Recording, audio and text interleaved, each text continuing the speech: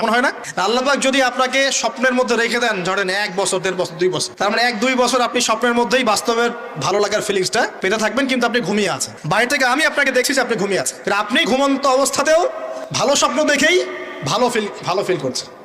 তিনি বোঝাচ্ছেন, উদাহরণ দিয়ে বোঝাচ্ছেন, এটা কিন্তু ব্যাখ্যা নয়, জাস্ট একটা বুঝাচ্ছেন উদাহরণ দিয়ে। আল্লাহ পাক যখন শহীদদের রূহগুলোকে জান্নাতে রেখে দেন, জান্নাতে তারা এইভাবে রূহগুলো ঘুরতে থাকে, ফল ফলাদি খেতে থাকে, পাখির মধ্যে রূহ দিয়ে দেন, সবুজ পাখি, এই পাখি উঠতে থাকে, তারা ভালো ফিল করতে থাকে। ওই হায়াতটাকে আল্লাহ পাক তাদের কাছে বাস্তব বানিয়ে দিয়েছেন। কথা বুঝতে পারছেন? ওই হায়াতটাকে আল্লাহ পাক তাদের কাছে বাস্তব বানিয়ে দিয়েছেন। তাদের কাছে মনে হচ্ছে এটাই বাস্তব, এটাই জগৎ। আল্লাহ চাইলে করতে পারেন না?